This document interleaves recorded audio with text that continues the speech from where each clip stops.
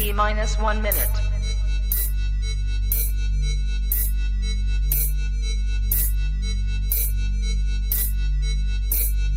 T minus 50 seconds.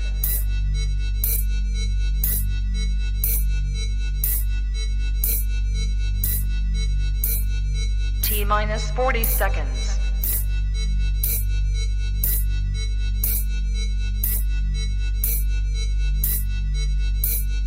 T minus 30 seconds.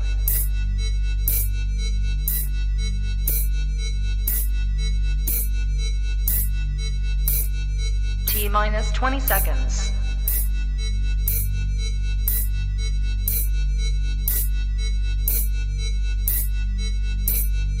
Ten, 9, 8, 7, 6, 5, 4, 3, 2, 1, 0. Bem, meus irmãos e irmãs, estamos reunidos novamente no meu canal do YouTube, Hora do Macabeu. Sejam todos bem-vindos. Esse é o canal católico que mais fala a respeito do Apocalipse, junto com o canal do Robson 2.0, também que fala bastante do Apocalipse, porém, né, um apocalipse racional, aquele apocalipse sem ter o seu apocalipse do desejo, sem usar aparições marianas e revelações particulares para defender, né, esse apocalipse do desejo, que não tem sofismas, né, nem conjecturas lúdicas. Aqui tem apenas o que São João escreveu e revelou no livro do Apocalipse, assim que tem que ser. Tanto que ele mesmo escreve lá no capítulo 22 que não é para retirar nem colocar nada no livro dessa profecia. Então, você que tenta mudar aí palavras, acrescentar alguma coisinha ali, adulterar aqui para defender o Apocalipse do Desejo, está sendo retirado tudo isso, né, do livro, de você no livro da vida. Fique sabendo disso. Seja católico ou protestante, tá, gente? Aqui a gente não bate só em protestante, não, viu? Católico defendendo essa desgraça, a gente também bate também, não tem problema nenhum não quanto a isso. O que a gente quer é limpar essa desgraça aí dentro da Igreja Católica. Mas, né, hoje dando continuidade, Apocalipse de A a Z, vamos entrar no capítulo 18. Fechamos o capítulo 17, ficou muito bem explicado. Eu tive que rever alguns conceitos no capítulo 17, sobre os reis ali, também sobre a cidade dos Sete Montes, né, que realmente ele está falando de Roma. Upei um vídeo agora no meu canal, agora há pouco no meu canal, né, a respeito ainda da questão dos Sete Montes. Quem puder, assista lá. E hoje a gente vai dar continuidade, Robson, ao capítulo 18. Vamos entrar aí na queda total da Babilônia. Caiu, a Babilônia caiu, né? E é muito interessante esse capítulo aí, Robson, que o anjo manda fugir da cidade, né? Fala, sai dela, meu povo. Jesus Cristo fala isso em Mateus 24, né? Seja bem-vindo, Robson. E no Antigo Testamento também é falado do mesmo jeito, com os mesmos termos. Boa noite, Cris. Boa noite, pessoal que está acompanhando aí no chat. E aqui fecha o primeiro ciclo, né, do Apocalipse. A gente costuma dizer que o Apocalipse é dividido em 3 momentos. O principal ali diz respeito à grande tribulação, que é onde o autor ali usa a maior parte do livro para falar dela, né? Depois vai vir o reino milenar e, por último, a ressurreição dos mortos, né? Então, aqui o capítulo 18 encerra. A gente pode dizer que o capítulo 18 marca ali o marco da antiga para a nova aliança. Acaba a antiga aliança. Ontem eu estava vendo um vídeo do pastor Erivelto lá, o Erivelto Soares, ele falando ali que ali é o fim da Idade das Trevas e início da Idade da Luz. E é a definição perfeita, né? Exatamente isso mesmo que marca ali o capítulo 18. É o final da antiga aliança, início da nova aliança, né? E aquele negócio, né? A lamentação, né? Você vê que ali ele tem tudo a ver também com o livro de Lamentação de Jeremias, que é a lamentação da queda, né, da Babilônia, e daquelas pessoas que viam aquilo chorando mesmo, né? Uma representação meio lúdica, né? De ver aquilo que tudo era antigo, envelhecido, como está lá no livro de Hebreus, né? Desaparecendo para dar realmente, né, espaço para aquilo que realmente que era necessário naquele momento, que é a expansão do cristianismo. Né? Eu fico imaginando, né, o cristão que não tem esse entendimento e acha que esse entendimento é errado, Robson. Tem cristão e católico ainda que acha que esse entendimento é errado. Do fim da antiga aliança para o nascimento da nova aliança, cara, que isso é Apocalipse. É bom você ter falado isso, porque você vê ali até então, você vê realmente quem está aqui nesse mundo, os vivos, quem está presenciando tudo, tem essa sensação mesmo, de que é algo ruim, né? Só que você vai no capítulo seguinte, que vai ser o próximo que a gente vai abordar, o capítulo 19, você vê que quem está no céu, os santos, os mártires, os anciãos, os 144 mil, todos eles, muito pelo contrário, eles fazem festa. Fazem festa, agradecem a Deus por ter dado a eles, né, a vingança que eles pediram anteriormente, lá no capítulo 6, versículo 9 e 10, eles pedem justiça, e você vê aqui a justiça sendo cumprida, e posteriormente vocês vão ver eles fazendo festa e agradecendo por Deus ter feito a justiça deles. Né? Então você vê que é mais ou menos o que acontece hoje. As pessoas aqui nesse mundo aqui parece que estão cego. E a realidade espiritual é outra. Quem está lá no mundo espiritual já enxerga de outro modo. Né? Então você vê as pessoas ali não conseguem entender que o judaísmo ali tinha que acabar. E acabou realmente, acabou. Não tem mais o judaísmo de hoje, não tem mais. Se você for interpretar em Mateus 24, por exemplo, lá, geração como sendo raça, igual eu falei no último vídeo meu. Vamos interpretar a geração lá em Mateus 24 como sendo raça. Se você aplicar essa raça aos judeus, enquanto judaísmo, tá perfeito. Porque aquela raça acabou no ano 70. O judaísmo, aquela raça, e aí você pode usar raça mesmo, porque é algo negativo, pejorativo, né? Então tá perfeito você aplicar raça para o judaísmo, acabou. Acabou, não existe mais o judaísmo que tinha na época de Jesus, né? Não tem templo, não tem sacrifício, não tem sacerdote, não tem profeta, não tem rei. Acabou. Então aquela raça, se for atribuída ao judaísmo, acabou. Agora, se você for dar uma conotação de geração ali em Mateus 24 como descendência, aí já não cabe. Então, se for raça, ou se for um período de 40 anos, perfeito. A profecia se cumpriu. Agora, descendência é uma coisa que já não faz sentido, né? Eu acho impressionante que eu estava vendo aquele acho que penúltimo vídeo de Israel com a Aline, e é impressionante porque os judeus, eles não negam o que aconteceu. E eles pegaram as profecias de Cristo reveladas em Mateus 24, e eles mesmos falaram ali, afirmaram, olha, o que Jesus, mesmo não crendo, porque aquele cidadão que estava com a Aline ali, com certeza ele era judeu ortodoxo, né? Ele tinha conhecimento das revelações de Cristo, mas ele não seguia Cristo, tá, gente? Ele não segue Cristo. Mas falando, o que Jesus revelou ali foi o que aconteceu no ano 70. Então você está vendo um judeu ortodoxo que segue o judaísmo, que não tem nada a ver com o cristianismo, falando, olha, o que foi escrito ali, o que Jesus Cristo revelou, realmente aconteceu no ano 70. Por isso que eu falei, Robson, o livro do Apocalipse era um livro de fácil entendimento para aquela época, para aqueles cristãos e para os judeus também. E para o judeu, um livro de fácil entendimento, qualquer judeu ortodoxo que você der o livro do Apocalipse para ele ler, ele vai explicar para você corretamente o livro. Você pode ter certeza. Ele pode até negar várias coisas ali nas questões históricas e religiosas. Mas o que está no livro, ele vai explicar para você o que a gente está explicando aqui. Porque ele tem conhecimento da língua, da figura de linguagem, da cultura da época, né? Da visão teológica dos hebreus naquele momento, eles têm conhecimento disso. Só quem acabou com o Apocalipse foram os futuristas. Eles acabaram, desgraçaram com o livro do Apocalipse. E aí eu falo, antes, né, os protestantes, principalmente os protestantes, tivessem seguido o pai Lutero e retirado esse livro da Bíblia deles, cara. Seria muito bom mesmo. E você vê, para os judeus, aquele tal do silêncio profético dura até hoje, não acabou. Esse negócio do silêncio profético, que é a invenção de judeu, né? O protestante foi lá e adaptou. Diz que durou. O protestante foi lá, pegou esse tal de silêncio profético e disse: não, durou 400 anos. Meu irmão, esse negócio de 400 anos é invenção protestante. Para os judeus dura até hoje. Para os judeus, o silêncio profético não durou 400 anos. Começou lá em Esdras, Neemias, está ainda até hoje.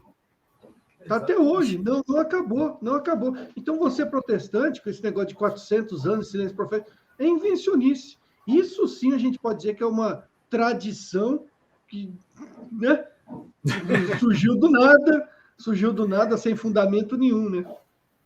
E lembrando que os judeus eles não aceitam nenhum livro que foi escrito depois do suposto silêncio profético, entre aspas, né? Porque eles aceitam o livro de Esther, o livro de Daniel, mas eles não aceitam o Novo Testamento, tá, gente? Não foi por causa dos livros do Antigo Testamento, foi por causa do Novo Testamento que eles inventaram essa história de não aceitar mais livros, né? E novamente eles adaptam para o Antigo Testamento, os bambãs, né? Os protestantes. E lembrando, o silêncio profético dos judeus diz respeito ao quê? A exatamente isso, profetas. Não tem nada a ver com cânone, com escritura. Tanto é que eles aceitam livros que vieram depois ali desse tal silêncio profético. Exatamente. Eles só não aceitam como sendo livros de profecia, como, por exemplo, o próprio Daniel.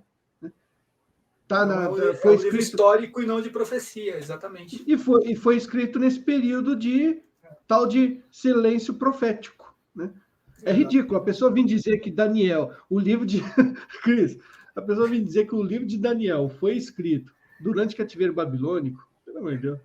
O próprio autor está dizendo ali, Daniel, quando ele vivia na época do rei persa. Então não dá, gente. Não dá. Então... E falando do reino da Grécia, quando o reino da Grécia nem existia ainda. Citando Grécia ali. De volta para o futuro.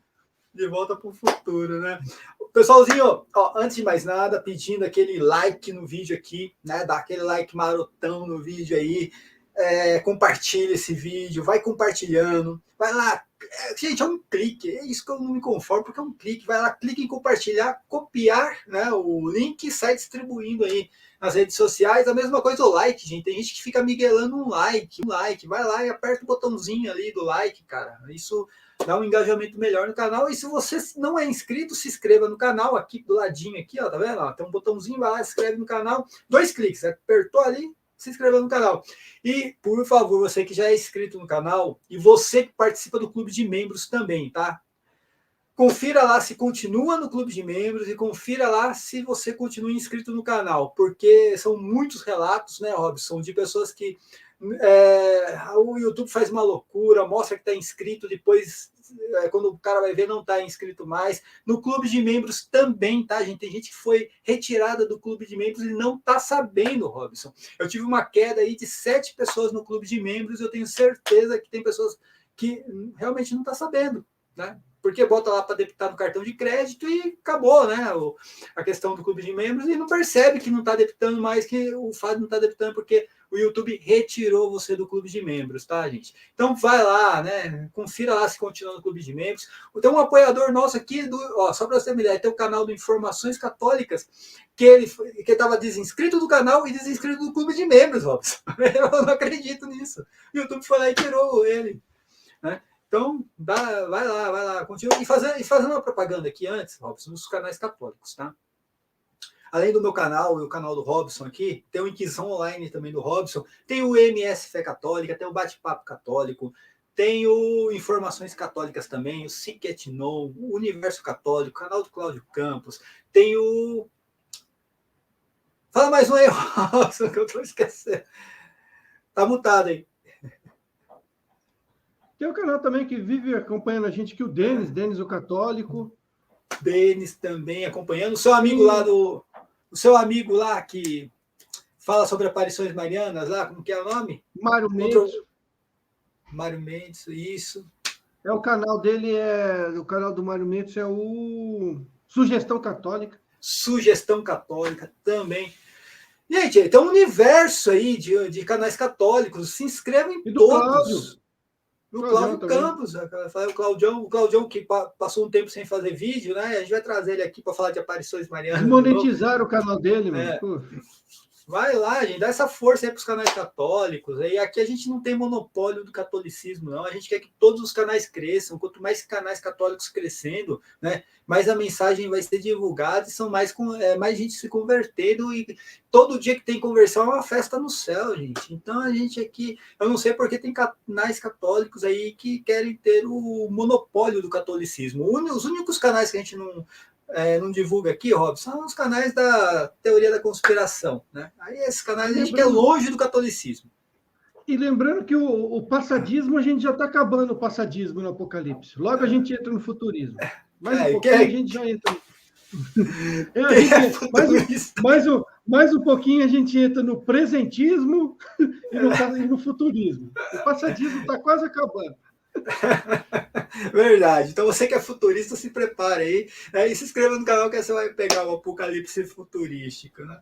E é muito bom que a gente vai entrar nessa história da parte futurística do apocalipse, que não é bem futurismo, tá, gente? Ali a gente mostra a recompensa, né, daqueles que participaram do... Mas a gente fala que isso vai acontecer sim, isso é para o futuro. E é interessante que a gente vai ter que explicar a questão da escatologia consumada, por que está errada a visão da escatologia consumada. Quando a gente chegar lá, a gente vai explicar.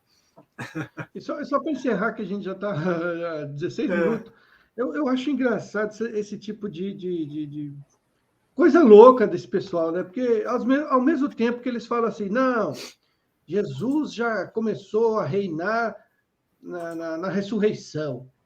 Aí eles vêm depois e falam, não, virá o reino milenar de 1000 anos de Jesus, onde ele vai reinar. Aí eles falam assim, não, no final dos tempos o mundo vai ser destruído. Deus vai destruir o mundo, porque está lá em Mateus 24, né? O fim do mundo. Aí depois eles vêm, não, a Nova Jerusalém vai descer nesse mundo aqui. Pô, é por causa disso que não dá para levar a sério esse povo, entendeu? É um povo meio bipolar, esquisito, velho, esquisito. E por isso que eu falo, né, cara? Vocês que são contra o preterismo, faça isso aqui que eu e o Cristo está fazendo. Você que defende apocalipse futurista, né, tudo para o futuro, faça um curso de A a Z, explicando tudo no apocalipse. Duvido que vocês vão conseguir. Duvido. Né? E seja honesto também, Robson, quando chega em alguma parte do Apocalipse que você não tem uma interpretação adequada, seja honesto como a gente, fala assim, não, isso aqui a gente tem que pesquisar mais, igual a gente fez, né? No último vídeo, que tem um trecho ali do Apocalipse 17 que eu não consigo compreender porque está ali, e a gente fala assim, não, isso aqui a gente vai ter que pesquisar melhor, então seja honesto, porque ninguém sabe tudo, né?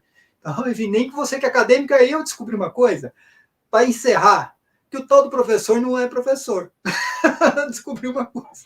Então, não sei se é verdade. Me perguntando, né? Isso é que eu estava me questionando, porque eu vi alguém insistindo lá para ele dizer em qual faculdade que ele se formou, e pelo jeito até agora ninguém sabe, é um segredo escondido a 7 chaves. Estranho. Bom, enfim, nada contra também, porque aqui nós também não somos formados em teologia, em nada na área, que somos leigos aqui, né, a gente pesquisa, e nada contra também, mas a gente tem que ser honesto, né? Mas eu não sei, gente, eu só ouvi falar também, esse negócio de ser acadêmico ou não, para mim, o que me interessa é a sabedoria da pessoa, para falar a verdade, tá, gente? Por exemplo, no local onde você trabalha, eu tenho certeza que talvez você possa ter curso superior e talvez o teu chefe, né, que é diretor da empresa, não tenha e sabe muito mais do que você. Então, eu tenho conhecimento empírico, conhecimento tácito. Então, assim, os dois são conhecimentos. Muito bom. Vamos começar aí, Robson. Então, entrando agora no Apocalipse 18 e a lamentação toda, a choradeira toda aí, ó. Vamos lá.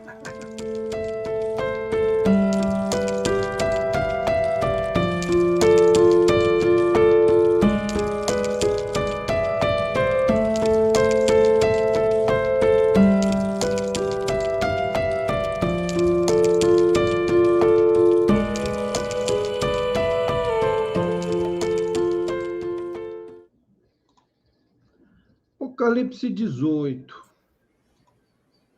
Aí começa assim, versículo do 1 ao 3.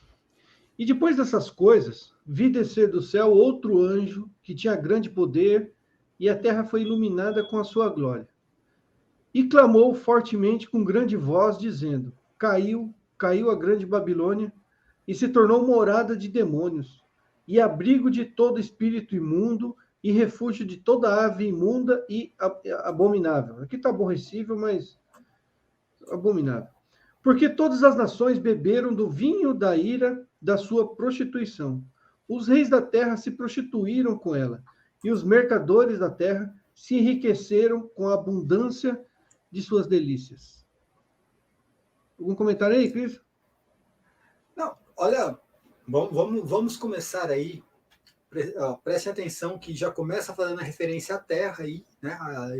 O anjo, depois da queda, ilumina toda a terra, seria o território de Israel, e aí começam as referências, né, Robson? Agora a gente vai ter, cara, esse capítulo acho que é o que mais tem referência dos profetas do Antigo Testamento, que ele vai pegando todas aquelas referências do Antigo Testamento, principalmente a queda da Babilônia, e lá no Antigo Testamento era a Babilônia, né? Babilônia na Caldeia, e vai trazendo como referência agora para essa grande cidade, tá? Vai trazendo essas referências para essa grande cidade, e aí tem a importância do simbolismo disso tudo, de saber que essa Babilônia aqui que está sendo destruída agora, ela está sendo destruída porque ela nasceu na Babilônia da Caldeia. Então, por isso que tem essa referência toda trazida lá da Caldeia. Essa Babilônia é o quê? O judaísmo, né? E o judaísmo nasce exatamente dentro da Babilônia, na Caldeia. E aqui a gente já vai começando a ver aquelas referências ali, por exemplo, os reis da terra que se prostituíram com ela. Quem são esses reis, Robson? A gente pode ver Salomão é um deles. Salomão foi um dos reis que se prostituiu. Vários reis ali que né, foram reis ali na terra, se prostituíram com, né, a grande Babilônia, os mercadores da terra, né, aqueles que faziam comércio. E a gente vê que tem um grande polo comercial que fica do lado ali, Israel, Tiro e Sidom, que era abastecida. Eu estou falando no sentido literal isso já, gente, que era abastecido por Israel. A gente vê que o rei Herodes ali tinha esse problema que não queria mais abastecer e fornecer produtos para Tiro e Sidom. E tem uma profecia no Antigo Testamento também, Robson, de Tiro e Sidom, né? Também sendo tratada como prostituta por causa dessa prostituição. Né? Você vê que logo nos 3 primeiros versículos aí, a gente tem várias referências aí, né, trazidas dos livros dos profetas que não pode ser usado. Né? Então, você vê em todo ali o Antigo Testamento, Israel comparada com todas as nações pagãs ali. Ela é chamada espiritualmente praticamente de todos. Ela é chamada de Egito, de Sodoma, de Gomorra. Ela é chamada de Tiro, comparada com Tiro.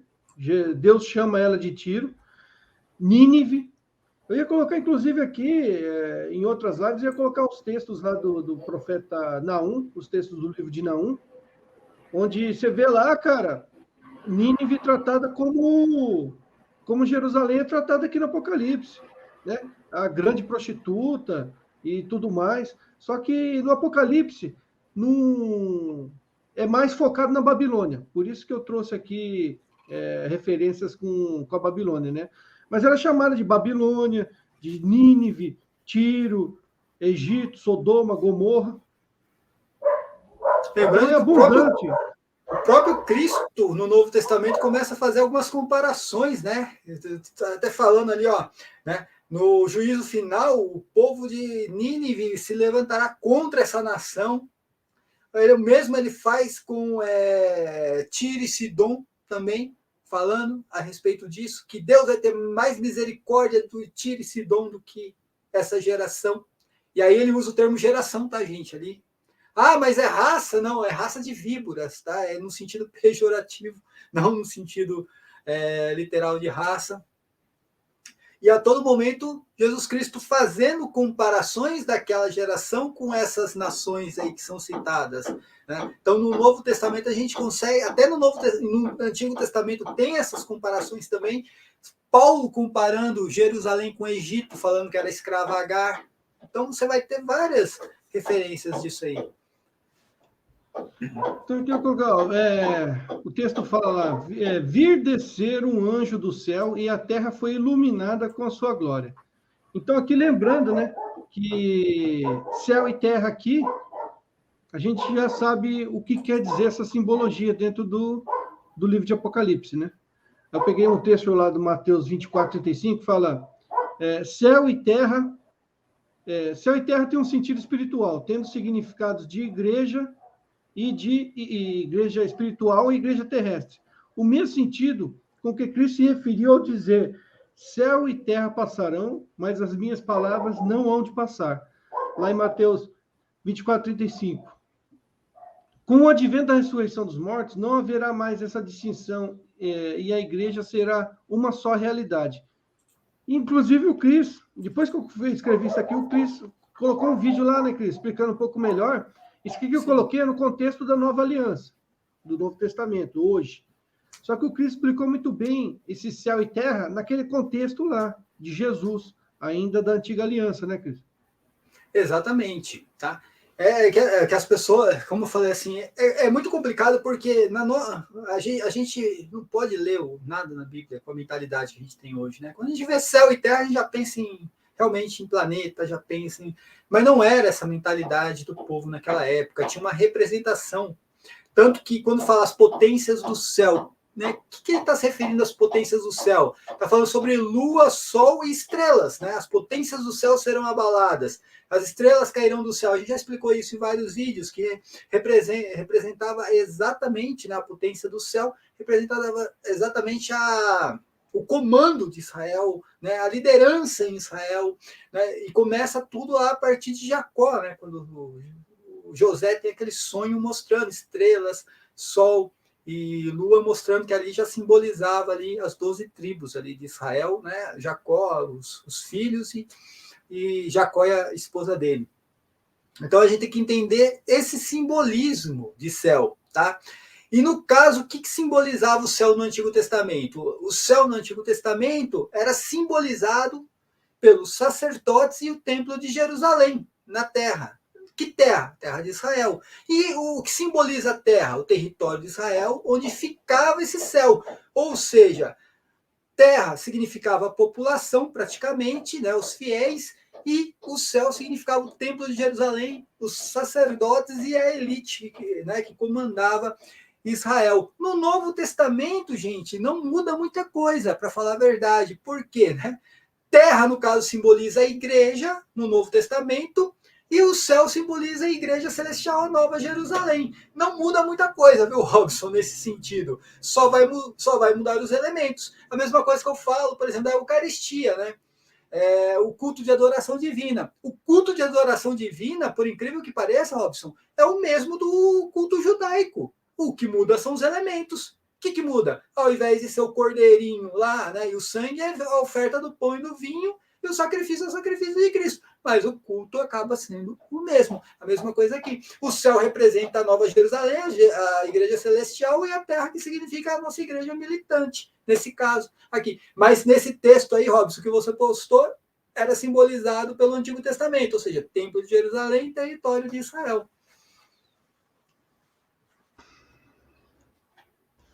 Aí vem o outro trecho lá da passagem que diz: caiu a grande Babilônia. Todas as nações beberam do vinho da sua prostituição. A queda da Babilônia se dá com a destruição da prostituta da Babilônia, tendo em mente que Jerusalém é continuamente chamada espiritualmente de Babilônia. Podemos ver nas palavras do profeta Jeremias uma profecia sobre o fim da cidade. Então, João pega aquelas profecias, aquelas coisas, previsões sobre a Babilônia literal do Antigo Testamento e atribui isso a Jerusalém no livro de Apocalipse. Em Jeremias 51 vai dizer o seguinte, ó, e João é como o Cris falou, ele usa Jeremias, Ezequiel, usa Isaías, vai usar Jesus, né, as profecias de Jesus. E Jeremias diz, ó, a Babilônia era um copo de ouro. Aqui o copo de ouro aqui que a pessoa tinha pedido, ó. A Babilônia era um copo... tá aqui, ó. Pronto. A Babilônia era um copo de ouro na mão do Senhor, o qual embriagava a toda a terra. Do seu vinho beberam as nações. Por isso as nações enlouqueceram. No momento, caiu a Babilônia, e ficou arruinada. Gemei sobre ela, tomai bálsamos para a sua dor. Porventura sarará? Queríamos sarar a Babilônia, mas ela não sarou. Deixai-a e vá cada um para a sua terra, porque o seu juízo chegou até o céu e se elevou até as mais altas nuvens. Olha aí, é uma tipologia, mas vamos lá, né? Sim. Você vê. Se você pegar o texto de Jeremias se referindo à Babilônia ali, Robson, dá a impressão que o texto de João se referindo a Jerusalém, a queda de Jerusalém. Né? Aí sim aí é isso que a gente fala, Robson. A tipologia ela existe, mas o próprio texto tem que aceitar a tipologia. Você não pode pegar simplesmente tirar a tipologia do teu coração, cara. Não dá. E você vê ali Deus fazendo isso meio que contra a vontade. Você vê ali os hebreus se lamentando pela queda da Babilônia, né? Então você vê que era um momento em que a Babilônia era instrumento de Deus, usada por Deus. Exatamente. Era benquista, Deus queria o bem dela. Então isso não pode ser atribuído a uma nação inimiga, no momento assim que inimiga no sentido assim, vamos dizer, espiritual, né? Você vê que não pode, então é específico. Aqui o texto está se referindo de uma nação em que era protegida por Deus e que Deus queria o bem dela, mas mesmo assim a profecia era de coisas más, algo isso. Castigo. O contexto é esse, né? E eu não sei se você colocou esse texto, se alguém quiser assimilar a ideia da questão da luxúria, né? Ezequiel 16, Ezequiel 23 ali vai falar sobre isso. Não sei se você pegou esse texto falando ali, né? Eis o que te sucederá devido às tuas luxúrias com as nações, né? E tuas depravações com os ídolos. Seguiste os mesmos caminhos de tua irmã, e devido a isso, porém, em seu cálice, não o cálice aparecendo aí, em tua mão, eis o que diz Senhor Javé, beberá do cálice da sua irmã Samaria. Isso se referindo exatamente a Jerusalém, né? As duas irmãs, Samaria e Jerusalém, se referindo a Jerusalém. Sim, perfeito. E você vê aqui no texto de Isaías, no mesmo texto, tanto a Babilônia quanto Jerusalém, ou no caso aqui Israel, né, é chamada de Sodoma e Gomorra. No mesmo texto. Tanto Israel quanto Babilônia é chamado de Sodoma e Gomorra. Né? Isaías vai dizer o seguinte, ó, se o Senhor dos Exércitos nos não deixar algum remanescente, já como Sodoma seríamos e semelhantes a Gomorra, falando de Israel. Ouvi a palavra do Senhor, vós príncipes de Sodoma. Então, ele estava se referindo ao quê? Aos príncipes de Israel do norte, e depois ele fala, prestai aos ouvidos a lei de nosso Deus, vós, povo de Gomorra, se referindo ao pessoal de Judá. Então, Israel, o reino de Israel e o reino de Judá sendo chamados de Sodoma e Gomorra. Olha aí. Né? E mais à frente, no mesmo texto, né, vai fazer a mesma coisa com a Babilônia. E Babilônia, o ornamento dos reinos, a glória e a soberba dos caldeus, será como Sodoma e Gomorra, quando Deus as destruiu. Então é nítido. Fazendo uma comparação, né? Uma comparação de Sodoma e Gomorra com a Babilônia da Caldeia e com Jerusalém. Olha que interessante isso aí. Com Israel, né? Sim. Aí vamos ver o próximo aqui, peraí. Aí vem o versículo 4 e 5. Ô, Cris, aí depois você passa aquele texto que você leu agora há pouco aí para me incluir depois no... Ah, sim. Não, e só... deixa eu ver que eu tenho outros textos aqui, Robson, só para ver se eu encontro aqui, né? Lembrando aqueles textos que a gente já conhece, né, falando ali sobre, né, Jeremias 3:8, né, falando ali como sua ardente luxúria maculou a terra, adulterando-se com pedra e madeira, falando sobre Jerusalém, né, e também aqui, peraí. São só esses dois textos por enquanto aqui, Robson. Depois a gente passa aí para o próximo. O versículo 4, 5 vai dizer o seguinte: e ouvi outra voz do céu, que dizia, sai dela, povo meu, para que não sejas participante dos seus pecados e para que não incorras nas suas pragas, porque já os seus pecados se acumularam até o céu, e Deus se lembrou das iniquidades dela. Então aqui, né, mais referências sobre quem seria a Babilônia aqui do Apocalipse, né, Cristo? Exatamente. Aqui, esse texto aqui, e ouvido outra voz do céu que dizia, sai dela, meu povo, é um texto que você vai encontrar lá no Antigo Testamento. O Robson acho que separou aí pra gente, tá? É um texto que você vai encontrar no Antigo Testamento e Jesus Cristo se utiliza desse texto para se referir à própria Judéia, né? Quando ele fala ali, ó, quando virdes, né, que Jerusalém foi sitiada por exército, então sabereis que está próximo à sua ruína. Os que se acharem na Judéia, fujam para os montes, ou seja, saem dela, né, meu povo? Né? Falando ali, rogai para que a vossa fuga não seja em dia de sábado, né? E ali em Marcos 13 também, né? O que estiverem na Judéia, fujam para os montes. Então, olha Jesus Cristo utilizando dessa visão aí, né? Sai dela, meu povo, para se referir a Jerusalém. Então, aí sai dela, povo meu, né? Aí você vê essa referência lá em Jeremias, lá onde fala, ovelhas perdidas foram o meu povo. Os seus pastores as fizeram errar, para os montes as deixaram desviar, de monte em outreiro andaram, esqueceram-se do lugar de seu repouso. E lembrando que esses montes aqui, se refere aos altares, às construções de templos pagãos que foram feitas dentro de Israel, né? Não sei porque que o tradutor coloca montes aqui, mas se refere a altares e porque esses altares no Antigo Testamento, eles eram feitos nos lugares mais altos do local, né? São os lugares altos. Tem algumas traduções que trazem lugares altos, né? Então eles procuravam os lugares mais altos para construir os altares pagãos, né? Fugir do meio da Babilônia e sair da terra dos caldeus e sede como os carneiros diante do rebanho. Porque, então, você tem que entender o seguinte, no Novo Testamento, eu acho que eu vou falar isso aqui mais à frente, inclusive, né? No Antigo Testamento, Israel era o povo de Deus, Babilônia representava quem seria destruído, o paganismo destruído.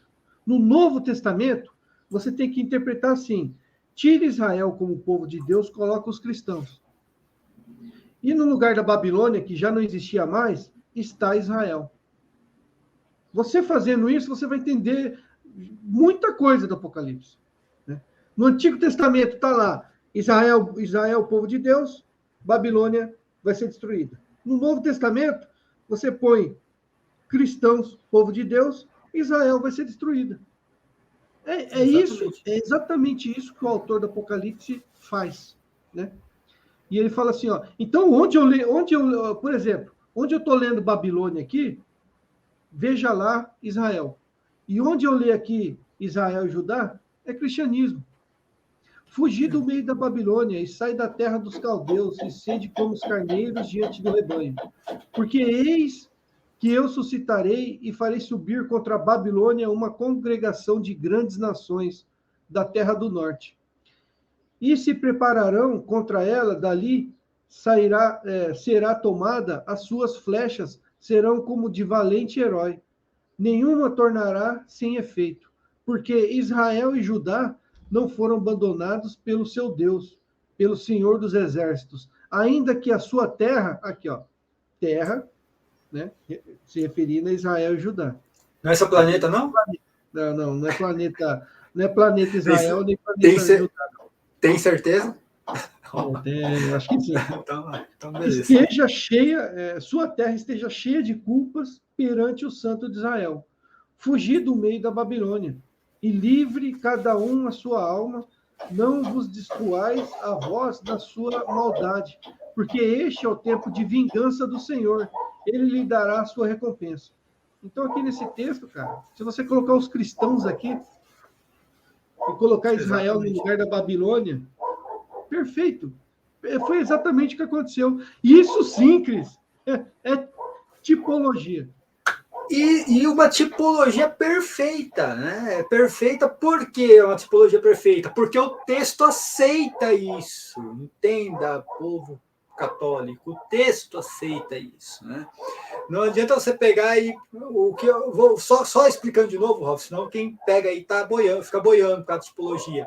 Não adianta você pegar um texto onde fala que antes da vinda de Cristo vai aparecer Elias, e Jesus Cristo pega e fala que isso já se cumpriu com João Batista, e você fala que não, vai se cumprir mais uma vez porque é tipologia. Cara, não, tá errado, o texto não aceita. Nesse caso aqui, o texto aceita, o apóstolo usou isso aqui como tipologia, né? Não contraria nem as escrituras e muito menos a doutrina da igreja. A tipologia, tanto tipo, é como eu já falei em outra live, tanto tipo quanto antítipo tem que estar dentro das escrituras. Não pode estar fora das escrituras. Aí as pessoas vêm falar, mas lá está falando da igreja. Está falando da ressurreição dos mortos, da igreja. A igreja está dentro das escrituras, não está? Ou eu estou maluco, eu estou louco da cabeça? Está dentro das escrituras. Com certeza. A igreja já não está lá em Pentecostes, lá já não começa? Ou eu estou louco? Então, a igreja faz parte também das escrituras. Então, tipologia com a igreja, perfeito. Agora, tipologia com os dias de hoje, tipologia com acontecimentos históricos aqui que, sabe, que não estão nas escrituras, aí é complicado, né? Mas, Robson, tem um sentido muito espiritual nesse texto aí que você está falando também, né? Você vê que ele fala fugir do meio da Babilônia, né? Tem o sentido de fugir lá da Caldeia mesmo, né? E que a Caldeia também desapareceu. E o sentido totalmente aí espiritual também do povo hebreu fugir da Babilônia, nesse caso aí, da religião que nasce dentro da... Você vê que parece que Jeremias está falando de Israel. Quando você começa a ver que está parecendo que Jeremias está falando para aquelas pessoas ali na época de Cristo ali, ó, fuge do meio da Babilônia, dessa religião que se formou lá dentro, lá que eles trouxeram de lá, essa religião. Cara, ó, farei subir contra a Babilônia, ou seja, subir, vim de baixo, vim do sul. Exatamente. Uma congregação de grandes nações da terra do norte. Aí já está no norte descendo. O que lembra você? Farei subir do sul. Ele subiu, contornou por baixo, subiu, e depois lá do norte desceu. O que lembra isso aqui? Exatamente. Aí... Peraí. Passou sem querer aqui. Deixa eu voltar aqui. No contexto da nova aliança, a igreja toma o lugar de Israel e Jerusalém, com sua religião, passa a ser a Babilônia. Né? Você pega lá, novamente, Jeremias vai dizer, e eis que dias vêm, diz o Senhor, em que farei uma nova aliança com a casa de Israel e com a casa de Judá. Então, Deus também dá brecha para essa tipologia, Cristo. O texto da brecha está dizendo aqui, ó. Está dizendo aqui, o texto da brecha. Não conforme a aliança que fiz com seus pais, no dia em que os tomei pela mão, mas para os tirar da terra do Egito, porquanto eles invalidaram a minha aliança, apesar de eu os haver desposado, diz o Senhor. Mas aí Robson, aí desse texto fala que eles quebraram a aliança com Deus. A aliança, como eu falei, a aliança é para ser eterna, mas tem a condição, não é incondicional. Se quebra a condição, quebra a aliança. Aquela aliança eterna é quebrada. Então, assim, o pessoalzinho aí que acha que, não, porque fez a aliança eterna e acabou. Não, quebrou a condição, quebrou a aliança. Mas esta é a aliança que farei com a casa de Israel depois daqueles dias, diz o Senhor. Porém a minha lei no seu interior e a escreverei no seu coração, e serei o seu Deus, e eles serão o meu povo. Por que esse negócio de porei minha lei no seu interior e escreverei no coração? Porque aquele negócio físico que tinha, o templo, o santo dos santos, a lei, acabou. Acabou. É por isso que fala isso aqui.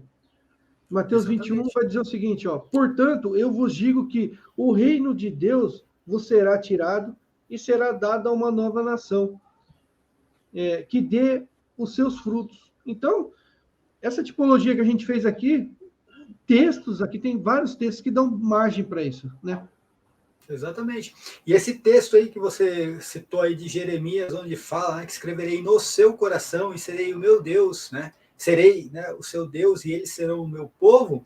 São Paulo usa isso na segunda carta aos Coríntios, acho, se eu não estou enganado, que fala: vós sois uma carta de Cristo não redigida, né, com tinta e papel, mas redigida no coração. Uma coisa assim. Veja que São Paulo também usa isso, se utiliza para mostrar que aquilo material estava desaparecendo tudo, que agora a gente está indo para um plano espiritual mesmo, né? É espiritual e celestial, mas celestial mesmo também. No Antigo Testamento, o celestial era representado lá pelo templo, os sacerdotes. Agora não, nosso reino é nos céus mesmo, nosso sacerdote está lá no céu, que é Jesus Cristo, né? Aí Lucas 11 vai dizer o seguinte: seus pecados...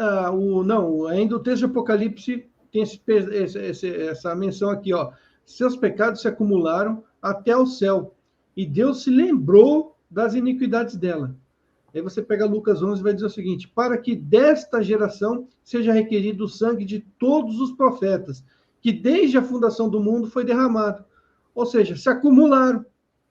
Os pecados se acumularam. Quando eu falo os pecados se acumularam, é tudo. Desde o primeiro Lucas vai dizer. Desde de Abel até o sangue de Zacarias, filho de Baraquias. Tudo isso se acumulou. É isso que o texto de Apocalipse está dizendo. Exatamente. E ali o texto é ali, fundação do mundo é início do cosmos mesmo, tá, gente? Aí os caras vai mais mundo, né? Israel. Não, aqui ele está só fazendo uma referência que desde a fundação do cosmos, né? Tudo que se deu ali na Terra de morte e pecado se acumulou contra aquela geração. Aquela geração foi lá e pagou por tudo mesmo. Entendeu? E lembrando, para quem não assistiu as lives onde a gente disse isso, para os judeus, Abel foi morto aonde, Cristo? Monte Moriá. Aliás, minto, tá? A discussão, segundo, né? Caim pegou ele no Monte Moriá, que era o local do culto, né? E levou ele para o campo, abaixo do campo Moriá, e lá fez o assassinato, né? E Adão, mas é a região do Monte Moriá ali. Isso. Mas é o território onde foi Israel. Exatamente. E Adão, que também foi criado com o barro do Monte Moriá, levado ao paraíso, e quando ele foi expulso do paraíso, foi jogado lá no Monte Moriá de novo, né? Foi assim que foi construído. Por isso que é chamado de terra ali, tá? Aquela região ali no Novo Testamento, ali, depois da criação de Gênesis, quando fala exatamente também que o Caim foi expulso da terra, né? Mas foi expulso para onde? Para outro planeta? Não, foi retirado daquela região, e naquele momento não existia nações, tudo era chamado mesmo de terra apenas, não existia nações, né? Não tinha divisão de nações. Né? E aí o texto de Mateus também corroborando com o texto de Apocalipse, né, que fala, ó: enchei vós, pois, a medida de vossos pais. Ou seja, foi somando tudo que os pais daquela geração fez, naquela geração acabou de encher o cálice. Encheu o cálice que estava na mão da prostituta, né? Serpentes, raça de víboras. Eu destaquei aqui geração e raça, porque é sempre isso, ó. Raça, invariavelmente, é usado numa conotação ruim, pejorativo. Você não vai chamar alguém, um grupo que você considere bom, de raça. Até hoje nós usamos esse termo, né? Ô raça. Ô racinha, né? Então a gente usa raça ou para animais, né? ou para um grupo que você não considera ruim, né? Serpentes, raça de víboras, como escapareis da condenação do inferno? Quando o anjo diz Deus se lembrou, indica claramente que todas as coisas passadas foram levados em conta, desde a fundação do mundo. E isso aqui serve, Cris, para calar a boca daquele pessoal que fala, né? Inclusive o Marisvaldo, né? Costuma falar, não, aquilo que os judeus fizeram no Antigo Testamento de ruim, Deus já castigou. Deus destruiu lá Israel, Judá, já foi castigado. Para que ele ia castigar de novo? Para brigar com Lucas e Mateus. Lucas e Mateus está dizendo que daquela geração seria cobrado tudo que foi feito desde lá do passado. Não importa se já foi cobrado uma vez, vai ser cobrado de novo, porque eles continuaram enchendo o cálice, né? Não, tipo, Deus a todo momento tentou colocar esse povo no caminho reto, gente. Ele pegou, depois de Moisés e Josué, o povo se perdeu todo, era cada um por si, Deus para todos, aí, né? E Deus mandava juízes para tentar reorganizar de novo o povo não queria saber não, entendeu? Gente, teve tribo que tentou exterminar uma outra tribo por causa de um estupro e por causa de um ídolo. Então, só para você ter uma ideia, que são esses povos? Na verdade, roubaram o ídolo e depois estupraram, teve um estupro, né? Acho, não estou enganado, de uma mulher da tribo de Benjamim, uma coisa assim, agora não vou lembrar os textos corretos. Mas esse é o povo, gente. E Deus tentou até o final. Deus se encarnou e veio tentar pessoalmente. Quem não conhece aquela passagem Jerusalém, Jerusalém, quantas vezes tentei reunir, a galinha te reúne os pintinhos debaixo das asas, mas vós não reconhecestes o tempo da visitação. Aquela foi a última oportunidade, né? Ali Jesus falando que ele era o próprio Deus visitando Jerusalém. E eles mataram Deus, pô. Poderia não ter, então, poderia não ter sido daquela maneira, Robson. Poderia não ter sido. Poderia ter sido de uma outra maneira. Eu fico imaginando aqui, é lógico que Jesus já sabia, né, o que ele iria passar. Mas fico imaginando se realmente Israel tivesse acolhido Jesus e aceitado ele como rei. Não sei, aí a gente pode imaginar várias situações, é uma especulação. Talvez Jesus não teria sido crucificado. Olha Jesus reinando no templo de Jerusalém. Sei lá, entendeu? Poderia ter sido muita coisa diferente. Poderia ter acabado o mundo mesmo, o planeta naquele momento, Robson. Todo mundo vai para o céu, entendeu? Já está acontecendo várias coisas, cara. E você vê que o próprio Cristo, a pessoa humana dele, a vontade humana, ele queria isso, né? Ele falou, Deus, afasta-se de mim esse cálice, né? Ele queria ser aceito, ele queria, mas não teve como. Deus endureceu o coração dos judeus, assim como fez o coração do faraó. E você vê lá aquela passagem, cara, naquela passagem lá do templo, onde ele expulsa os vendilhões, lá, aquilo lá você vê Cristo como ele queria mesmo resgatar aquele povo. Sim. Ele veio para aquele povo, os textos dizem, ele veio para os seus, né? Ele queria. E lá, quando ele se revolta no templo, lá está visivelmente ele fazendo um esforço físico e se revoltando, né? Tentando resgatar, né? Porque já tinham mudado, o tempo já não tinha desviado totalmente a função inicial, né? Aquele tempo construído por Salomão. Aí tem uma particularidade, Robson, deixa eu só, que eu peguei aqui hoje, sobre as testemunhas ali ainda, sendo o templo e Jesus Cristo, né? E olha que diz que as testemunhas estavam vestidas de saco, né? Saco é um sinal de penitência, tá, gente? E aí você entra, por que o templo e Jesus Cristo? Porque Jesus Cristo é quem pagou pelos nossos pecados, né? E isso é sinal de redenção, de penitência.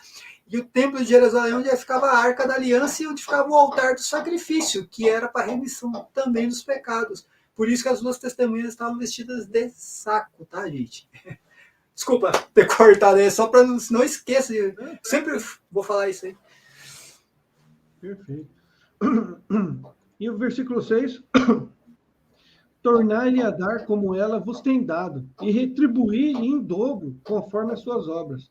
No cálice em que vos deu de beber, dai-lhe a ela em dobro. Aí, você quer comentar, Cris? Não, vamos lá para o texto aí que você separou. Vamos lá que eu... Dar a ela como ela vos tem dado. No cálice que vos deu de beber, dai a ela em dobro. Nesse momento, o anjo se dirige àqueles a quem ele havia chamado anteriormente de povo meu, ou seja, os santos.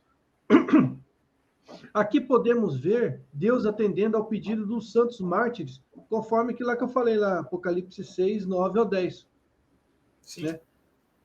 O texto se refere à perseguição sofrida pelos cristãos por parte dos judeus. Isso aí é evidente, no Novo Testamento não tem como negar isso. Você pega Mateus 23, né? Jerusalém, Jerusalém, que mata os profetas e apredeja os que lhes são enviados. Então vos hão de intergar para serdes atormentados e matar-vos-ão e sereis odiados de todas as gentes por causa do meu nome. E João 16, expulsar-vos-ão das sinagogas. Vem mesmo a hora em que qualquer que vos matar cuidará fazer um serviço a Deus. Então, esse negócio de retribuir em dobro o que tem dado a vocês é nesse sentido. Exatamente. E aí é que tá, essa questão de encher o cálice. A protestante aquele dia ela não sabia muito bem identificar o que significava o cálice, é exatamente isso, tá, gente? Ela foi enchendo o cálice dos assassinatos, das perseguições que ela mesma, que Jerusalém cometeu, foi enchendo o cálice disso daí, entendeu? Então, o cálice que ela deu porque cálice tem o sentido, né, de angústia, né? A angústia que ela fez os outros passarem, ela iria passar em dobro. E remete também aos cálices lá da Páscoa dos judeus, né? Exatamente. Tem muito a ver com os cálices lá da Páscoa, né? Tem um vídeo muito bom lá no canal do Robson, lá, explicando exatamente a questão do cálice, do quarto cálice. Quem não assistiu, assista lá no canal do Robson, ele e o Cláudio Campos explicando sobre a questão do quarto cálice, tá, gente? Você vê que Jesus fala lá, quando ele está agonizando, afasta-se de mim esse cálice. E lá eu explico o que ele quis dizer com isso aí, né? Então, e esse texto de 1 Tessalonicenses, Paulo vai dizer exatamente isso aí que você acabou de falar, Cris. Dar em dobro diz respeito ao nível de castigo que veio sobre os judeus em relação aos sofrimentos que eles infligiram aos cristãos. Aí Paulo vai dizer em 1 Tessalonicenses, porque vós, irmãos, se dirigindo aos cristãos, né? Haveis sido feitos imitadores da igreja de Deus, que na Judéia, estão em Jesus Cristo, porquanto também padecestes de vossos próprios concidadãos o mesmo que os judeus lhe fizeram a eles, os quais também mataram o Senhor Jesus e os seus próprios profetas e nos têm perseguido, e não agradam a Deus e são contrários a todos os homens, e nos impede de pregar aos gentios as palavras da salvação, a fim de encherem sempre a medida de seus pecados. Mas a ira de Deus caiu sobre eles até o fim. Olha que interessante isso daí, gente, porque Paulo escreve uma carta, né, e essa dos Tessalonicenses, e tem uma história bem interessante em Atos dos Apóstolos sobre isso, né, que o Paulo estava em Tessalônica, expulsaram ele de Tessalônica, ele foi para Bereia e os judeus foram atrás dele em Bereia para matá-lo. E não foram os romanos, tá, gente? Foram os próprios judeus, né, que para matar Paulo e acho que quem estava Barnabé com ele, se não estou enganado, né? E aqui está mostrando exatamente, e acho que é interessante que em nenhum texto, nem São Paulo, nenhum outro apóstolo fala de perseguição dos romanos, né, Robson? Sim, não, perseguição dos judeus, é um fato. E eles tentam, e quando eles vão falar de perseguição dos romanos, é incrível, eles jogam tudo lá para depois de Domiciano. Parece que só Domiciano perseguiu o povo, né? Eles esquecem Nero, né? Não, aqui, esse texto aqui está falando da perseguição dos cristãos. Logo, foi escrito depois de Domiciano. Nero virou santo, né? Não, teve até o pastor lá, o Iago Martins, falando que não é nem confirmado na história que Nero tenha perseguido os cristãos. Olha que interessante. Vamos canonizar. Eu acabei de ver um vídeo de um mestre, doutor, acadêmico, ele lá lendo o comentário de um seguidor dele, falando, não, querendo refutar o pastor Erivelto. Ele falando assim, não, Clemente escreveu que depois do ano 70 ainda havia sacrifícios em Jerusalém. Aí ele vai ver a carta de Clemente falando assim, não, ainda há sacrifícios no templo de Jerusalém. Ou seja, cara, aí eu fiz um comentário, não precisa ter 2 neurônios para saber que quando isso aí foi escrito, o templo estava de pé. Lógico. Ele está falando na carta, havia sacrifícios, ainda há sacrifícios no templo de Jerusalém, e você vai dizer que isso aí foi depois de Domiciano? Pelo amor de Deus, né? É complicado, né, cara? Mas lembrando que Clemente romano, né? Foi nosso terceiro. Ele viveu com os apóstolos, né? Caso o professor acadêmico, né, que dá aula não saiba, Clemente romano, ele conviveu com Paulo. Não, mas, Cris, eles fazem, assim como fazem com Apocalipse, eles fazem com as cartas de Clemente Romano, fazem com a carta aos Hebreus. Tudo foi escrito no ano 96. Eu não sei de onde que eles tiram. 96 foi o ano onde muita gente escreveu, né? Porque João escreveu tudo. João escreveu tudo que ele tinha para escrever. Foi escrita a carta aos Hebreus. O Clemente também escreveu. O problema dessas datação, cara. O problema dessas datação que, sabe? Acho que a imprensa foi descoberta, acho que no ano 96, né? Começou a imprensa, foi descoberta. Gutenberg, E você vai ver lá, né? Você vai pesquisar, por exemplo, você vai pesquisar sobre datação da primeira carta de Clemente. Aí tá lá, não, ela provavelmente foi escrita depois de Domiciano. Por quê? Porque Clemente fala que os cristãos estavam sendo perseguidos. Meu Deus do céu. É complicado. Meu Deus. Esse é o fundamento para ela ser datada em 96. Domiciano. Só Domiciano perseguição. Vamos lembrar uma coisa, gente, que eu estou surpreso porque para Clemente você vê, quando ele fala que ainda há sacrifícios no templo, né? Você vê que para o cristão já era uma abominação ter sacrifícios no templo depois da crucificação de Cristo, né? Era uma abominação, porque Cristo veio exatamente para acabar com esses sacrifícios que não tinham valor nenhum. Então, para o cristão, aquilo era abominação. E um ato até ridículo, né? Ficar sacrificando animais. Porque a gente tinha o quê? O sacrifício de Cristo, né? Olha Clemente já, né, com uma visão, falando, não serve mais para nada isso. Por isso que eu acho, Robson, tenho certeza, nem se escreve, que Clemente que escreveu a carta aos Hebreus. Eu tenho certeza que foi Clemente. Porque é muita linguagem de Clemente ali, cara. Quem conhece a carta de Clemente aos Coríntios, né? Você vê que é uma linguagem específica de Clemente ali, né?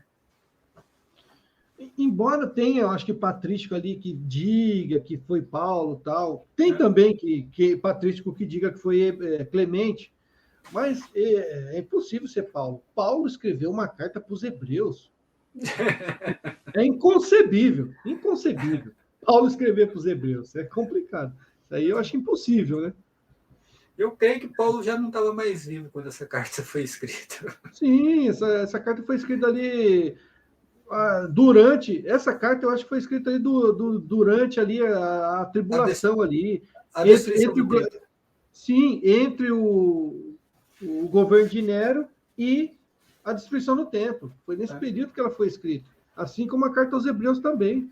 E Apocalipse, é contemporâneo. Agora eu só não vou falar o ano, né? Como muitos fazem. Bate martelo. Foi 96. Não, fala dia, mês e ano, cara. Foi escrito em 1º de junho do ano de 96, depois do reinado de Vespasiano, Tito e Domiciano. Só falta a hora. Só falta a hora. Com esses caras não precisa nem de carbono 14.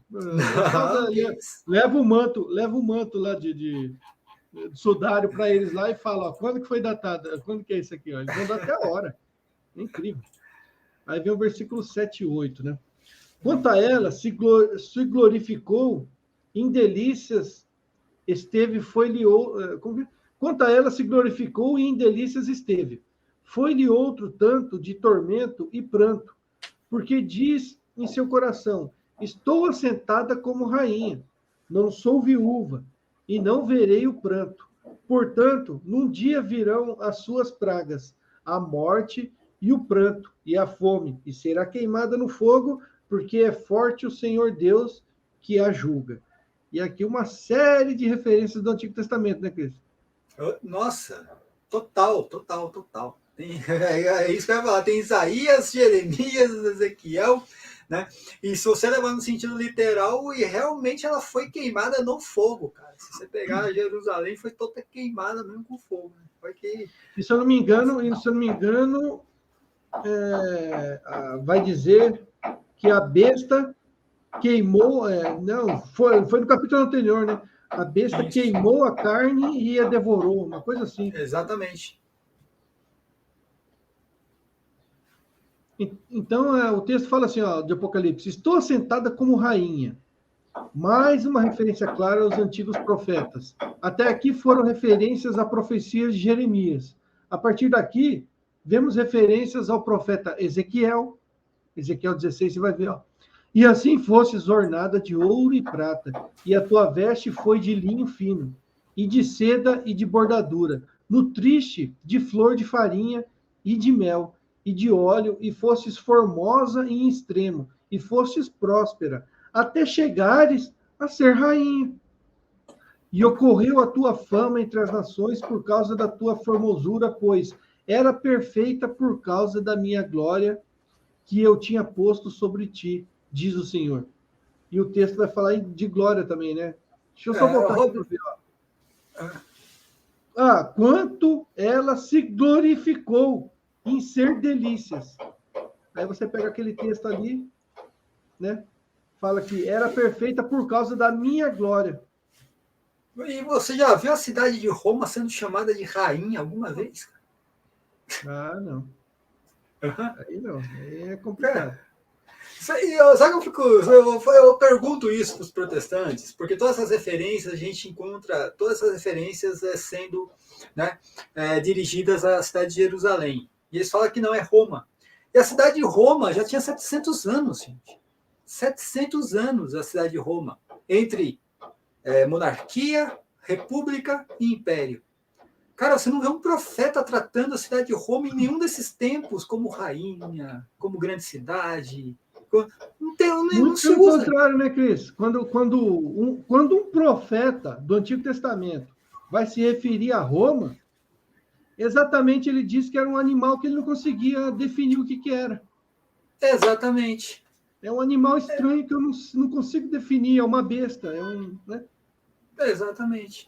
Daniel poderia ter falado, esse animal parece uma rainha, parece uma prostituta, parece a Babilônia. Mas não, ele fala, é um animal que eu não consigo definir. Não consigo definir o que é.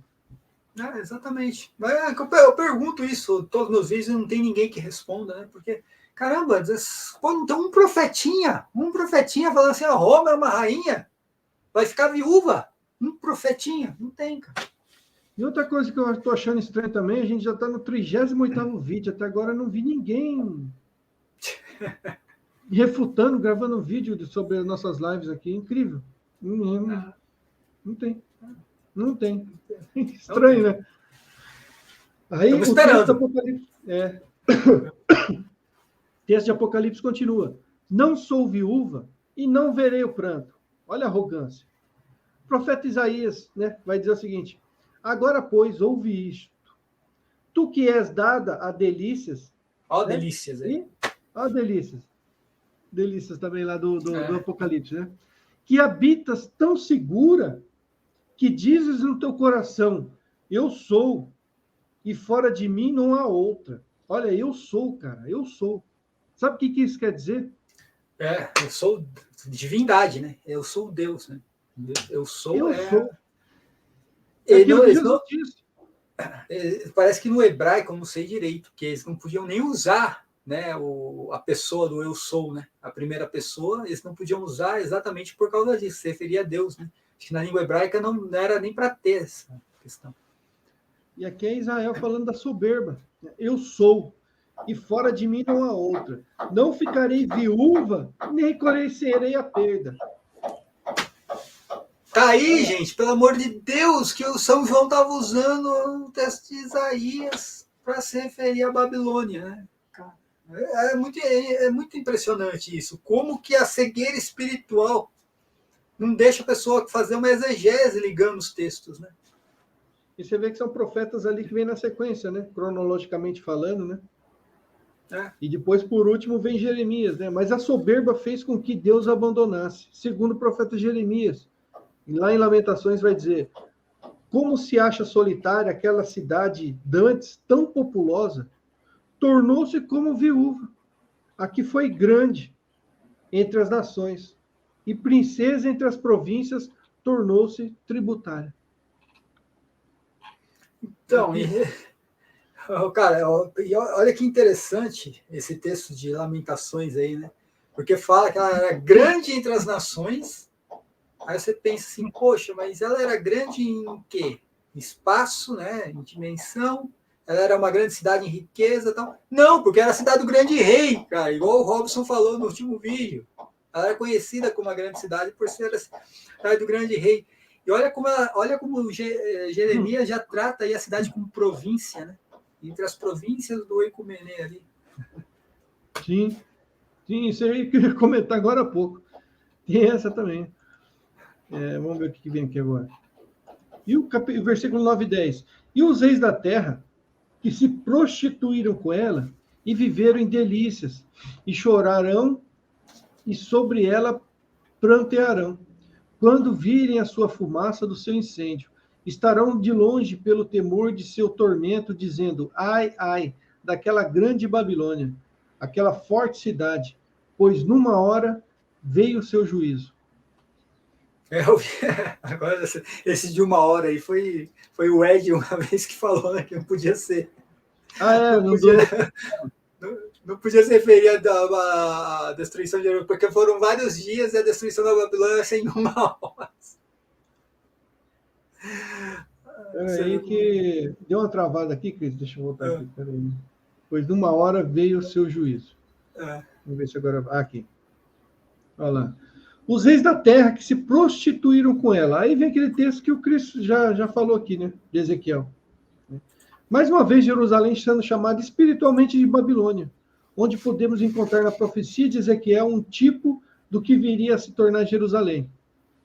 E vai dizer lá em Ezequiel: a cada canto do caminho edificaste o teu lugar alto, e fizeste abominável a tua formosura, e alargaste as pernas a todo o que passava, e multiplicaste as tuas prostituições. Olha como Jerusalém era tratada, cara, por Deus. Não, cara, olha eu fico imaginando aqui, né? Olha o linguajar que é usado nesse... Você viu? Alargaste as suas pernas, abrir a perna, literalmente. A todos que passavam. Todo o que passava. Também te prostituíste com os filhos do Egito, teus vizinhos de grandes membros, e multiplicaste a tua prostituição para me provocares a ira. Também te prostituíste com os filhos da Síria. Ou os reis da terra com quem ela se prostituiu.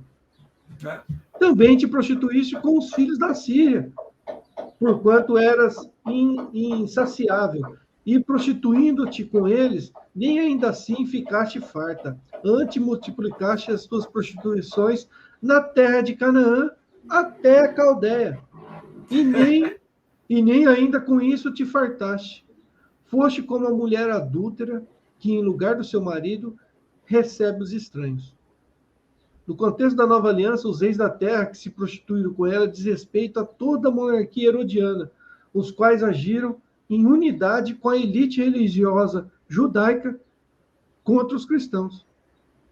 Então, sempre teve junto ali os Herodes com os sacerdotes, os fariseus e os sumos sacerdotes. Sempre juntinho. Um dando a mão para o outro, um passando a mão do outro, segurando a mão do outro, ninguém cai. Mas, cara, o que eu fui, mais uma vez eu faço aquela pergunta. 700 anos da cidade de Roma e não tem um profetinha, um discípulo, um apóstolo que falou algo parecido da cidade de Roma, de prostituição, que se prostituiu com não sei quem. Nenhum profetinha, nada. Né? É impressionante. Aqui, aí eu vou dar já uma resumida, porque aqui já fala muitas coisas assim que não dá para procurar referências bíblicas, mas não tem muita relevância para o sentido do Apocalipse, né? Versículo 11 ao 17. E sobre elas choraram e lamentaram os mercadores da terra, porque ninguém mais compra as suas mercadorias. E aqui nesse contexto todo que vem aquela questão do flautista de Roma, né? Exatamente. Suas mercadorias de ouro e de prata e de pedras preciosas e de pérolas e de linho fino e de púrpura e de seda e de escarlata e toda madeira odorífera e todo vaso de marfim e todo vaso de madeira preciosíssima, de bronze, de ferro e de mármore, de cinamomo, e cardomo e perfume, mirra, incenso, vinho e azeite, flor de farinha e trigo, e cavalgaduras, e ovelhas, e mercadorias de cavalos, e de carros, e de... Ó, carros aqui, ó. Olha. Pronto. Tá falando BMW, carro Ferrari. O pessoal que gosta Camaro de tirar... amarelo. O pessoal que gosta de Camaro tirar amarelo. do contexto. Olha lá, o léxico também pode aplicar carro aqui. Logo, pode ser Ferrari também, já que o léxico dá essa margem, né? Lá pode ser... Lá na Terra, na questão da Terra, pode ser o Terrarum Orbis. Sim. Aqui também pode ser uma Mercedes-Benz. E de corpos e de almas de homens. Comercializava até corpos e almas de homens. E o fruto do desejo da tua alma foi-se de ti, e todas as coisas gostosas e excelentes se foram de ti, e não mais as acharás. Os mercadores dessas coisas que com elas se enriqueceram estarão de longe, pelo temor do seu tormento, chorando e lamentando e dizendo: ai, ai, daquela grande cidade que estava vestida de linho fino, de púrpura, de escarlata, adornada com ouro e pedras preciosas e pérolas. Porque numa hora foram assoladas tantas riquezas, e todo piloto e todo que navegava em naus, e de todo marinheiro, e de todos os seus que negociam no mar, se puseram de longe. Sim. Lembrando, gente, agora trazendo aqui mais coisas históricas, né? Que Israel abastecia o mercado de Tiro e Sidom, isso está na própria Bíblia, no Atos dos Apóstolos. Você tem um dos maiores portos marítimos na época, Robson, que era em Cesareia, né? O porto de Cesareia, que era onde os mercadores atravessavam, faziam comércio de navio, né? Porque, assim, foi construído por Herodes Magno. Foi construído por Herodes Magno exatamente a esse... E colou, e batizou de Cesareia Marítima, porque homenagem a quem? César. A Deus. A Deus. Deus de Abraão, Isaac e Jacó? Aí se prostituindo a terra. Não, cara, mas você não sabe, Robson, que Cesareia Marítima, que tem duas Cesareias, tá, gente? Tem a Cesareia de Felipe e a Cesareia Marítima, depois foi rebatizada com o nome de Neroides, uma coisa assim, em homenagem a Nero. Nossa. E Antioquia é homenagem a Antíoco. Se você pegar o rio Tiberiades, né, de Tibério. Então, olha a prostituição em Israel. Todo lugar dando nome de algum imperador, alguém que fez mal até para Israel, fez mal contra os hebreus, né? Então, realmente bem lembrado isso aí que você falou agora, Robson, né? Cesareia vem de César, né? Assim, a Cesareia Marítima, e gente, ali era um local assim estratégico porque eles faziam um comércio, né? Trocando mercadorias de um navio para o outro, né? Os navios passavam ali e um vendia para o outro as mercadorias ali. E é por causa disso que está se referindo ao Apocalipse, né? Os mercadores vendo de longe a grande cidade. E eles viam, Robson, do mar, eles conseguiam ver a cidade toda incendiada, a fumaça toda. É impressionante isso daí, né? Pelo menos é relatado nos livros, né? Então você vê casos aqui, por exemplo, Tiro e Sidom, dependia de Jerusalém. Dependia de Jerusalém para ter comida, para ter matéria-prima, e de repente destruiu o fornecedor deles, né? Aí o Apocalipse vai dizer, e sobre ela choram e lamentam os mercadores da terra, porque ninguém mais compra as suas mercadorias. Você vai lá em Atos 12 e diz, e ele estava irritado com os de Tiro e Sidom. Aqui, Herodes Agripa, né? Irritado com os reis de Tiro e de Sidom. Mas estes, vindo em comum acordo com ele e obtendo amizade de Blasto, que era camarista do rei, de Agripa, pediam paz porquanto seu país se abastecia do país do rei. Pronto. Não precisava mais do que esse texto, né, Robson? Vamos ser bem sinceros, né? Nem precisava muito. Sim. E o Apocalipse ainda vai dizer, ai, daquela grande cidade que estava vestida de linho fino, de púrpura escarlata, adornada com ouro e pedras preciosas e pérolas, né? Aí você pega ali o texto o autor eu tirei aqui, eu acho que é Ezequiel, Cris. Eu só coloquei o capítulo, versículo. Eu acho que é Ezequiel, se eu não me engano. Eu creio que seja Ezequiel esse texto aí. Aí você pega o texto de Ezequiel, diz assim, ó, também te vesti de bordadura... Ezequiel 16, tá? Ezequiel 16, isso aí. Também te vesti de bordadura, e te calcei com pele de texugo, e te cingi de linho fino, e te cobri de seda. E te ornei de enfeites, e te pus braceletes nas mãos, e um colar à roda do teu pescoço. E te pus numa joia na testa, e pendentes nas orelhas, e uma coroa de glória na cabeça. E assim fostes ornada de ouro e de prata, e tua veste foi linho fino, e de seda. Aí tem toda essa descrição, e o autor de Apocalipse, para você ler Apocalipse e se remeter a esse texto, ele coloca esse trecho aqui, ó. Isso sucedeu depois de toda a sua maldade, ai de ti, diz o Senhor Jeová. Para quando o leitor lê lá em Apocalipse, ai de ti, ele se remeteu ao quê? Ao texto de Ezequiel. Exatamente. Não é à toa que coloca o ai. Não é à toa. E lembrando que é repetido, lembrando que repete ai e 3 ais, aquela questão do superlativo que você falou na aula anterior, no curso anterior, na live anterior. Como não tem, né? Como não tem o superlativo no hebraico, aliás, o hebraico não tem nada, né? O hebraico não tem plural, não tem superlativo, não tem vogal, não tem nada. Tem 12 letras, né? 12 ou 18, uma coisa assim, 12 ou 18 letras só. Exatamente. Então, assim, como não tem, então, por isso que o trabalho de São Jerônimo foi um trabalho muito difícil. Imagina tirar do hebraico e do aramaico, né, essas línguas pobres. Quando eu falo pobre, gente, porque não tinha gramática, não tinha nada, e trazer para uma língua totalmente culta, né? Uma língua poética, que é o latim. Nossa, imagina o trabalho que foi isso, né? E aí tem gente que acha que aí o cabra pega tudo feitinho, né, Robson?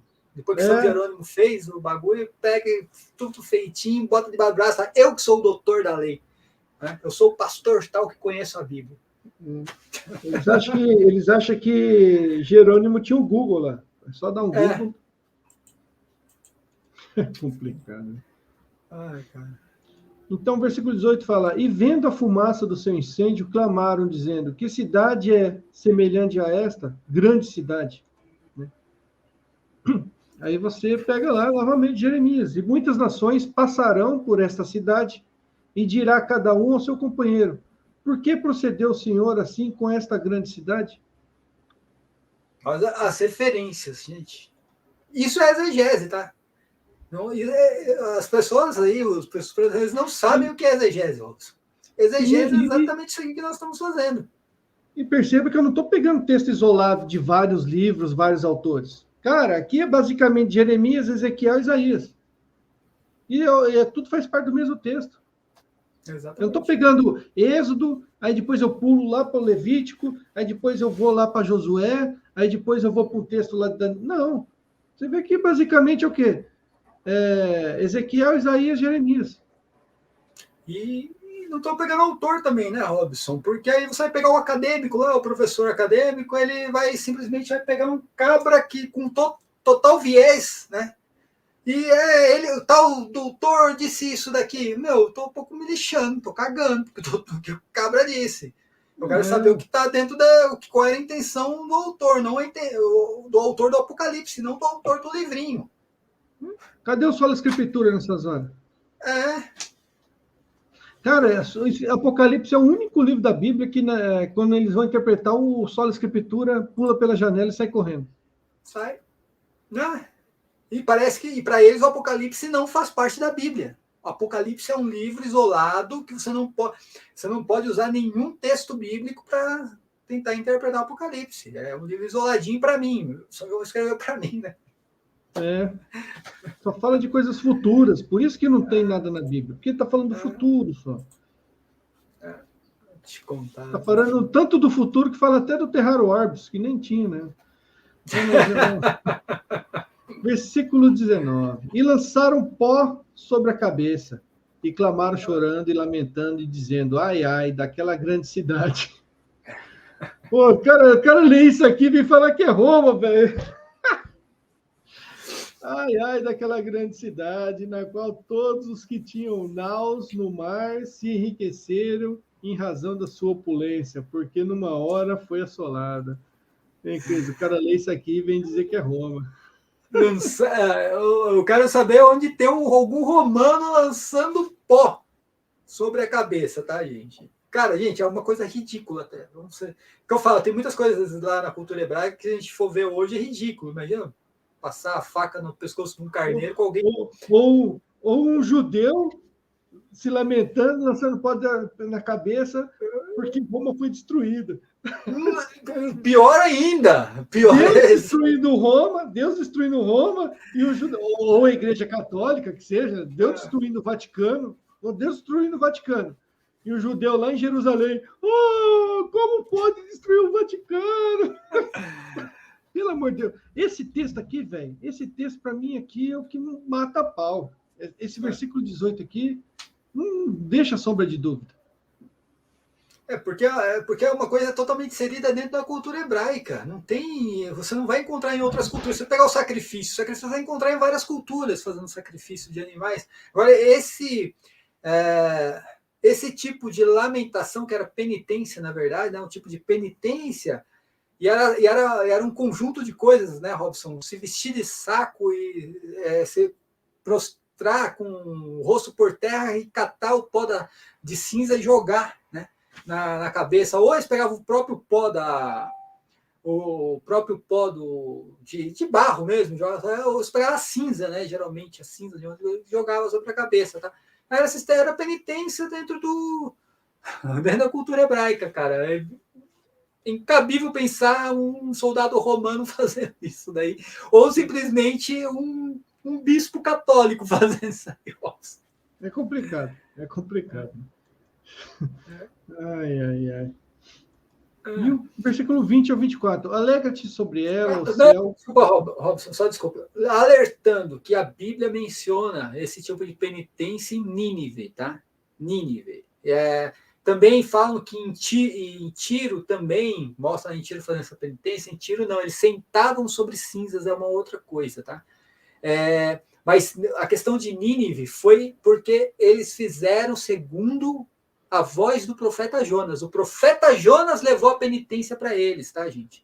Não foi por causa... Nínive também fazia a penitência. Não fazia. É que o profeta Jonas foi enviado a Nínive. E lá ele... Tanto que Jesus Cristo fala que, em Mateus, agora eu esqueço o texto, que a cidade de Nínive se penitenciou ao som da voz de Jonas, tá? Então foi por causa do profeta Jonas ter levado lá a penitência. No versículo 20 a 24. Alegra-te sobre ela, ó céu, e vós, santos apóstolos e profetas, porque já Deus julgou a vossa causa quanto a ela. E forte anjo levantou uma pedra como uma grande mó, e lançou-a no mar, dizendo, com igual ímpeto será lançada a Babilônia, aquela grande cidade, e não será jamais achada. E em ti não se ouvirá mais a voz dos arpistas. Pô, aqui, ó. Olha o flautista de ruim. Cadê o flautista aí? E de músicos e de flautistas. Poxa, aí... E de trombeteiros, e nenhum artífice de arte alguma se achará mais em ti. E ruído de mó em ti se não ouvirá mais. E luz de candeia não mais luzirá em ti, e voz de esposo e de esposa não mais em ti se ouvirá. Porque os teus mercadores eram os grandes da terra, porque todas as nações foram enganadas pelas tuas feitiçarias. E nela se achou o sangue dos profetas e dos santos e dos que foram mortos na terra. Olha só, parece então, até parece Jesus Cristo falando isso aí. Você lendo João, você tem a impressão de que ele plagiou. Ele plagiou o Antigo Testamento. Cara, porque ele vai repetindo, ele usa tudo que está no Antigo Testamento, cara. E não usa um texto isolado. É como eu disse, ele usa assim, né? Ezequiel, Isaías, Jeremias. Tá engraçado esse texto aí, porque esse texto aí, Robson, foi um texto que a gente deu muitas risadas, né? Não só com o flautista mágico, mas também porque eu perguntei também para o nosso amigo Davan lá qual o profeta que a Igreja Católica matou, que ele está falando que ali se referia à Igreja Católica. Tá? Ele falou assim, não, a Igreja Católica matou vários profetas. Eu falei, então cita um nome. Aí ele falou que é John Hus. Aí você pergunta, qual a profecia que John Hus fez? Aquela do cisne.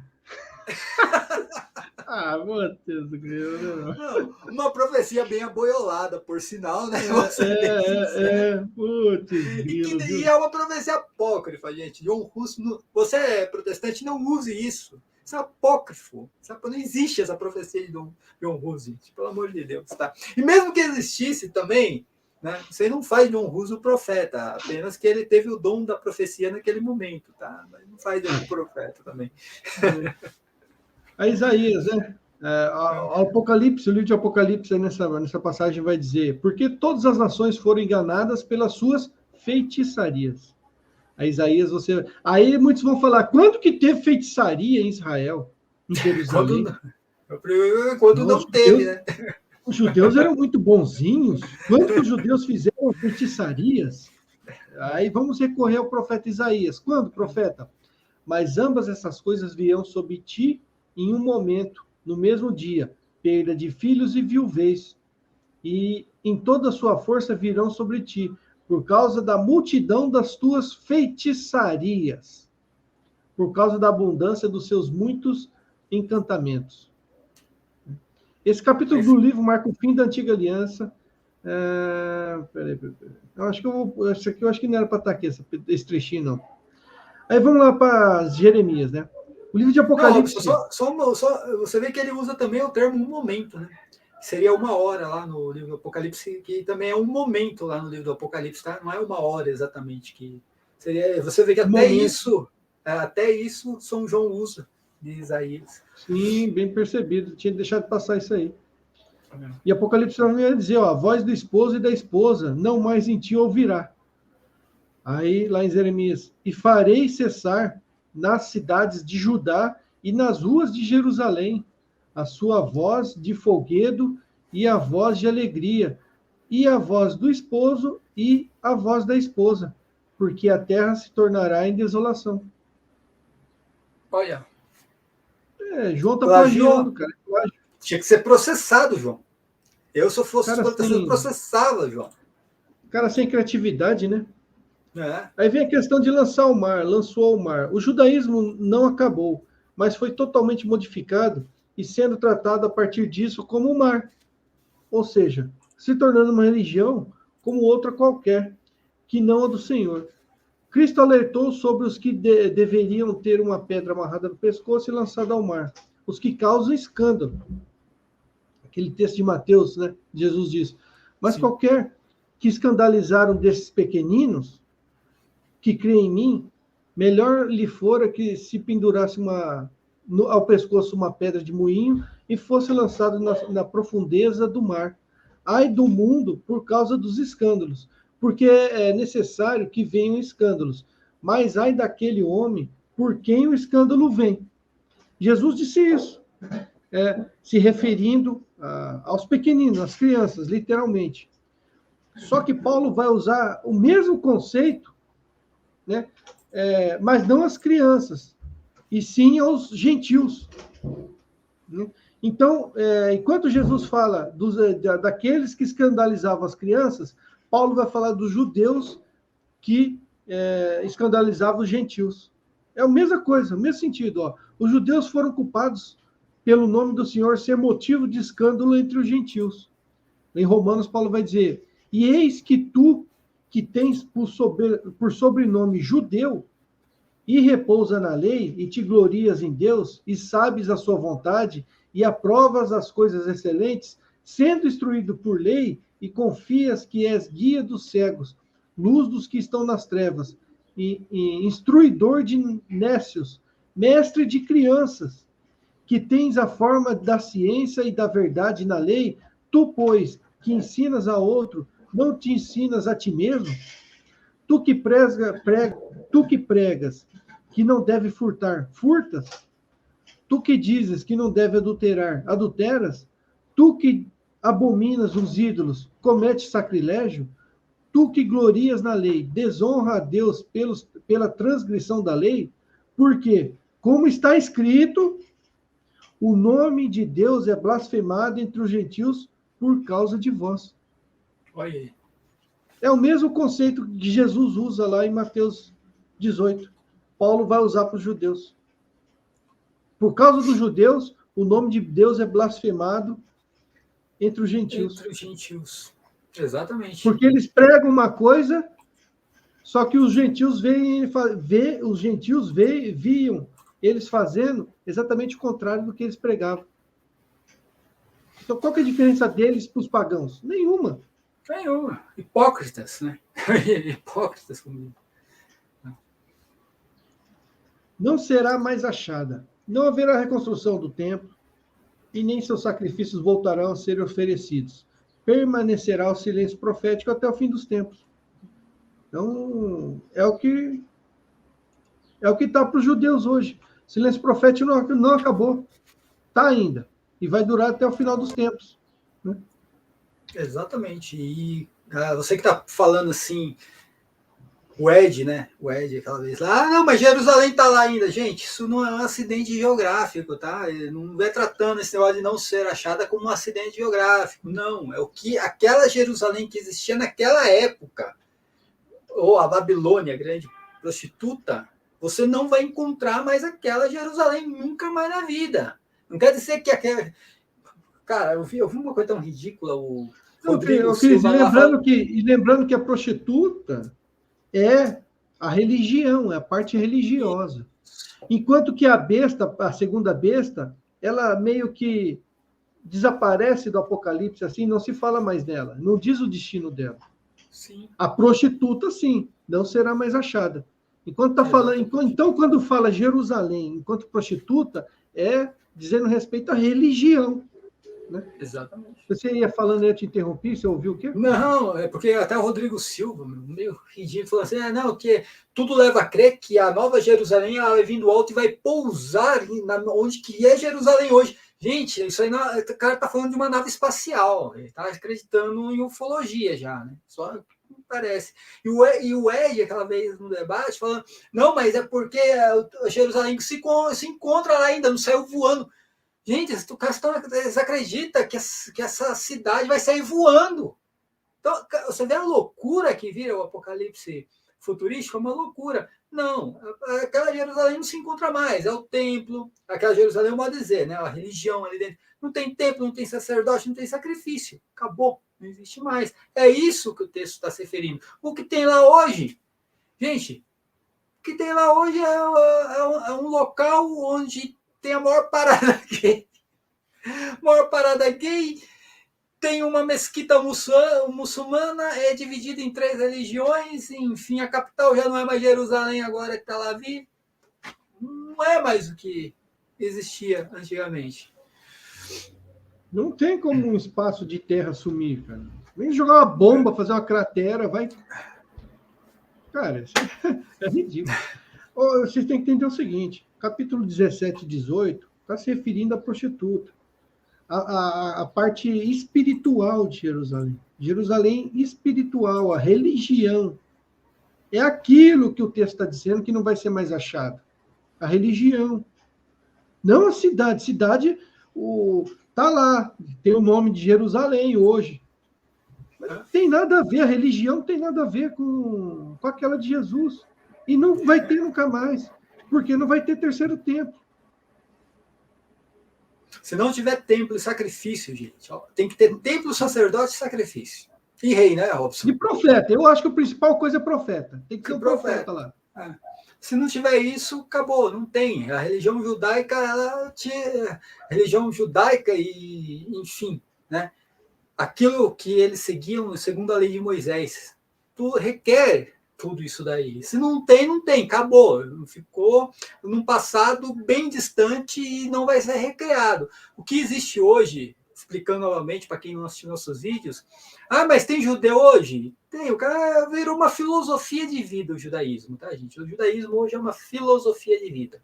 Por que é uma filosofia de vida? Porque entre conceitos, moral judaica, que não tem nada a ver com a moral cristã, eles seguem esses conceitos deles, tá? Que aí é uma interpretação rabínica, né, Rob? Rabínica. Sim, você vê, qual que era a figura do rabino na época de Jesus? Era tipo um catequista, alguém que ensinava, alguém que ajudava alguém a interpretar as escrituras, interpretar o Talmud, né? Quem trazia os ensinamentos eram os profetas. Deus falava através dos profetas. Os rabinos apenas interpretavam, ensinavam, passavam. Hoje não. Hoje, como eles não têm mais os profetas, os rabinos tomaram a posição dos profetas. Né? Então, você vai ver lá o que o judaísmo fala sobre tal coisa. Segundo o rabino tal, na Midrash tal, no Talmud, que viveu no ano tal, ele disse que isso não sei o que, deve ser assim, assim, assado. Filosofia de vida. O rabino substituiu o profeta. O rabino hoje, a figura do profeta lá no Antigo Testamento, hoje é substituído pelo rabino. Exatamente. É uma filosofia de vida. O sacrifício, que era a única forma que eles tinham de expiar os pecados, era o sacrifício no templo. Hoje não tem mais. Os pecados deles estão acumulando, então, se o judaísmo ainda existe. Está acumulando. Eles estão morrendo sem expiar pecado. Então, se o judaísmo hoje é o mesmo do Antigo Testamento, cara, os judeus que estão morrendo hoje estão tudo indo para o inferno, não expia pecado. E eles fazem coisas erradas, né? Aliás, quem sou eu aqui, né, como católico, para ficar metendo o dedo na religião alheia, né? Mas por quê? Porque as festas que eles participam hoje, obrigatoriamente tinha que ser realizada no templo e em Jerusalém. E não são realizadas mais essas festas lá. Quando tinha a Páscoa, todos os judeus subiam, por isso que tem até aquela canção católica, subir a Jerusalém, né? Então, subiam a Jerusalém para comemorar a Páscoa em Jerusalém e tinha que estar lá no templo, entendeu? Mesma coisa, a festa da dedicação, né? O Hanukkah, enfim, todas as festas tinham que ser em Jerusalém. Hoje não tem mais. Então, assim, você vê, não existe mais. O que era o judaísmo. Aí um judeu mesmo, que vê a gente falar isso, eles vão falar, não, vocês estão falando que isso sabe, não é assim. Hoje ainda a gente consegue expiar os pecados. Olha aqui, ó, no Talmud, segundo o rabino tal, não sei do que, a gente expia os pecados assim, assim, assim. Então eles vão recorrer sempre a um rabino que está no Talmud, a Torá, a Tanakh, para eles é secundário. É isso que eu preciso entender. O livro hoje, o livro da religião do catolicismo, qual que é? A Bíblia Sagrada. O livro da religião do judaísmo hoje, qual que é? Talmud. A Tanakh é uma coisa secundária, porque a Tanakh não tem coisas que somente os rabinos vão ensinar hoje. Entendeu? Então, não tem... E isso é coerente, por quê? Porque não tem como eles seguirem a Tanakh hoje. Não tem. Exatamente. Se eles tiverem só a Tanakh como livro de religião, impossível, não tem como seguir a Tanakh. Aí vira católico. Não, se tiver só Tanakh, vira católico. Ó. Não tem jeito. Então, vocês não estão entendendo quando a gente fala que é uma religião rabínica? É por causa disso, é nesse sentido.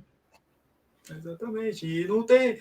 E aí é aquela questão, gente. Se não, mais uma vez, se não tem templo, não tem sacerdote, não tem profeta, não tem sacrifício, não tem judaísmo, tá, gente? Então tinha que girar em torno disso daí, tá? Ah, mas aí eles reconstruíram lá com o sínodo de Jâmia, e aí veio o Talmud, e aí eles reconstruíram uma outra coisa, cara. Reconstruíram uma outra coisa. Só isso. Se você pegar a forma com que o judaísmo vive hoje, e pegar, por exemplo, qualquer outra filosofia de vida, o budismo, Robson, é parecido. O que o budista fala? Ah, não, mas é ensinamento, né, de Buda ou de algum discípulo de Buda, tal. É assim. Você pegar uma filosofia, é uma filosofia de vida. Então, quando fala que não será mais achado, é nesse sentido, né? Você pega, por exemplo, Edir Macedo, lá em São Paulo, ele está tentando negar o que está nas Escrituras. As Escrituras diz que não será achado. Ele vai lá, constrói um templo de Salomão com sacerdotes para tentar achar, para tentar contrariar o que está nas Escrituras. Se eu fosse um judeu, eu processava o Edir Macedo. Se eu fosse um judeu ortodoxo, eu processava, porque aquilo nada mais do que ridicularizar o templo, ridicularizar a história do judaísmo. Eu processava o Edir Macedo. Ele ganhava um bom dinheiro em cima dele ainda, Robson. Ó, Robson, hein? Deu para ler todo o capítulo 18 hoje.